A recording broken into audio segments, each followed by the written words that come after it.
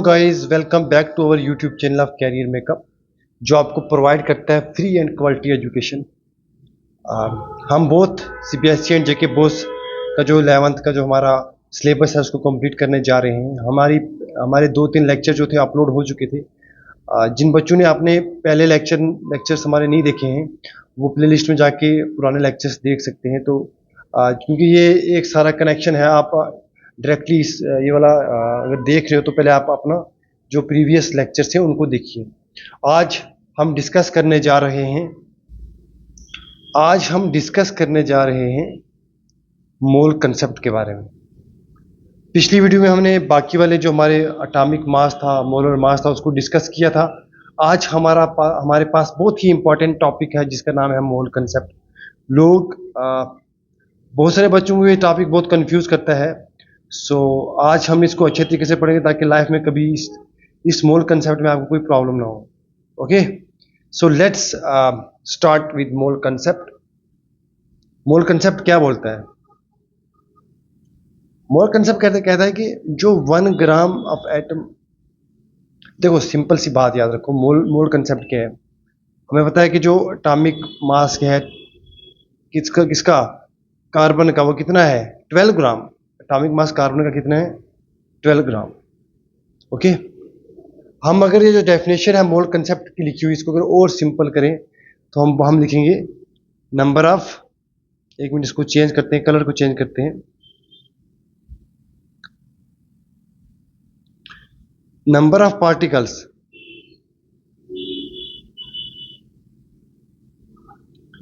In 12 gram of carbon. Number of particles in 12 gram of carbon, कि जितने number of particles होंगे हमारे पास 12 gram carbon में, उसको हम बोलेंगे मोल कंसेप्ट। देखो, जब हमने फाइंड आउट किया तो हमें पता चला जो 12 ग्राम कार्बन थे उसमें जो नंबर ऑफ पार्टिकल्स थे, नंबर ऑफ एटम्स थे, वो कितने थे? 6.022 इंटू 10⁻23। हमें ये पता चला कि जो हमारे पास नंबर ऑफ पार्टिकल्स थे वो इतने थे। नंबर ऑफ पार्टिकल्स कितने थे? इतने थे। इसी को क्या बोला गया हमारे पास? 1 मोल। तो कोई आपको पूछे अगर 1 मोल क्या होता है तो आपने बताना है सर, अगर आपको कोई नंबर पूछे कि कितने, जो एक 1 मोल है वो कितने नंबर्स के इक्वल है, 1 मोल कितने नंबर्स के इक्वल है, अगर आपको कोई पूछे 1 मोल इक्वल टू, तो आपने बताना है बच्चा, आपने बताना है कि वो जो 1 मोल इक्वल होता है वो 6.022 इंटू 10⁻23 नंबर्स। ओके, अगर मैं आपको पूछूं एक चीज, एक चीज और पूछता हूं आपको मैं, ये समझ आएगा ना, जितना 12 ग्राम कार्बन में जितने पार्टिकल्स होते हैं उसका नंबर ऑफ, उसको हम बोलते हैं 1 मोल। जैसे मान लो हमारे पास एक एग्जांपल देखते हैं। हमने देखा कि जो सोडियम है उसका जो एटॉमिक मास आता है वो आता है 23 ग्राम। ओके, जो आयरन है उसका एटॉमिक मास आता है 56 ग्राम। ध्यान से देखना इसको। जो ऑक्सीजन है उसका मास आता है 16 ग्राम्स। जो नाइट्रोजन है उसका मास आता है 14 ग्राम्स। कहने का मतलब क्या, मोल कंसेप्ट हमें क्या बताता है? मोल कंसेप्ट हमें ये बताता है, अब ये पॉइंट जो मैं बोलना चाहता हूँ ये आप ध्यान से सुनिएगा। अगर आपको ये लाइन समझ आ गई तो पूरा मोल कंसेप्ट आपको समझ आ जाएगा। इसमें हमें यह बताता है कि कि 23 ग्राम ऑफ सोडियम के अंदर 6.022 इंटू 10⁻23 नंबर्स ऑफ एटम्स होते हैं। 56 ग्राम आयरन का मिला के उसके अंदर इतने नंबर्स ऑफ एटम्स होते हैं। ओके, मान लो हमने नाइट्रोजन देखा, मान लो हमारे पास एक एक एक छोटे से एग्जांपल समझाता हूं आपको। मान लो 1 दर्जन ऑरेंज है, इसको छोड़िए, एग्जांपल आपको नहीं, यही एग्जांपल देखो, यही एग्जांपल देखो। हमारे पास जो है कि जो नाइट्रोजन है, ऑक्सीजन 16 ग्राम मिल के हमारे पास 1 मोल बनाता है, नाइट्रोजन 14 ग्राम मिल के हमारे पास 1 मोल बनाता है। अगर कोई आपको बोले कि 1 मोल ऑफ कार्बन लाओ, तो अब 1 मोल ऑफ कार्बन किसके बराबर होता है? कहने का मतलब कि वो अमाउंट, जिस अमाउंट में इतने नंबर्स ऑफ एटम्स प्रेजेंट हों। जैसे सोडियम, कितने सोडियम का वेट था जिसके अंदर इतने नंबर्स ऑफ एटम्स थे? 6.022। तो 1623 ग्राम्स ऑफ सोडियम के अंदर हमारे पास इतने एटम्स बने। ओके, उसके बाद हमारे पास 56 ग्राम ऑफ अपना आयरन के पास इतने नंबर्स ऑफ एटम्स थे। 16 ग्राम ऑफ ऑक्सीजन के पास इतने नंबर्स ऑफ एटम्स थे। बस सिंपल सी बात याद ये रखो, आप सिंपल सी बात याद रखो कि कोई भी एलिमेंट है, उसका कितना अमाउंट ग्राम्स में मिलके उसका जो अमाउंट है वो कितना बना, जब हमने 6.022 इंटू 10⁻23 नंबर ऑफ एटम्स उसके निकाल के मेजर किए।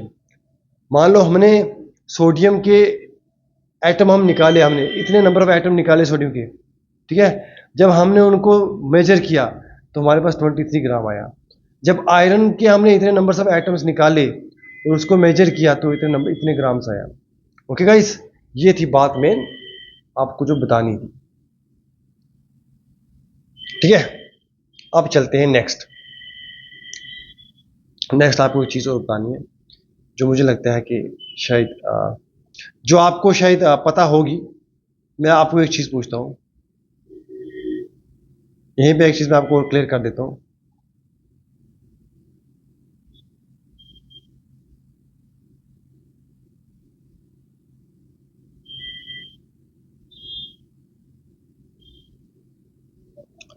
आपने कहीं देखा होगा, you guys have seen a lot of times, एक होता है 16U, जैसे ऑक्सीजन हमारे पास, ठीक है। इसका मैं एक कलर चेंज करता हूँ।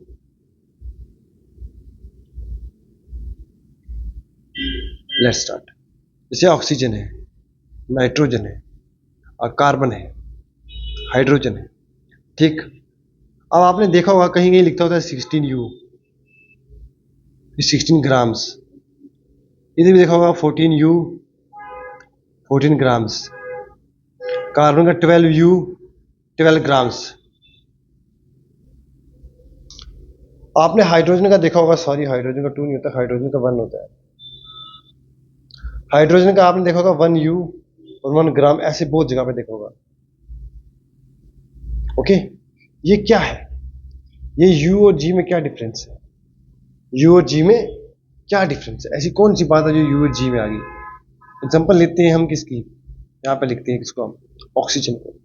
जो 16U है वो 16 ग्राम जो है, इनमें दोनों में डिफरेंस क्या है? 16U जो है वो 1 एटम ऑफ ऑक्सीजन का वेट है, मास है। 1 atom of oxygen, mass of 1 atom of oxygen is denoted as 16U। और मान लो अगर हमारे पास 6.022 इंटू 10⁻23 नंबर्स ऑफ एटम्स थे ऑक्सीजन की, तो हम बोलेंगे 1 मास ऑफ, एक मिनट गाइस, थोड़ा सा, मास ऑफ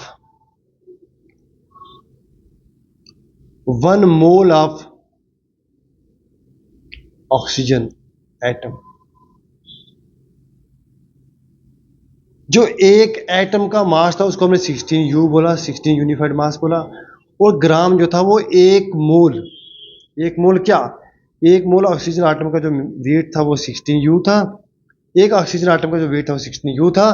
और जो एक मोल जो थे हमारे पास ऑक्सीजन के एटम्स, उनका जो मास था वो कितने ग्राम था?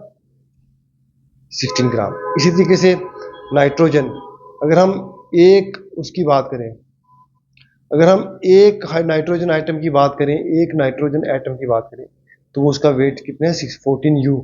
अगर हम 1 मोल ऑफ नाइट्रोजन की बात करें तो उसका वेट हमारे पास कितना आता है? 16 ग्राम्स।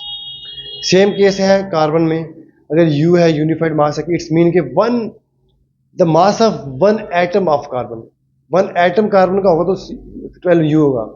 बट 1 मोल अगर कार्बन होगा तो उसका कितना होगा 12 ग्राम।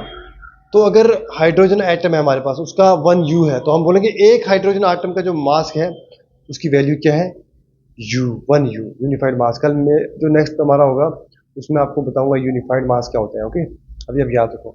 तो जो 1 ग्राम हमारे पास हाइड्रोजन का मास है वो 1 मोल हाइड्रोजन से मिलकर बना है।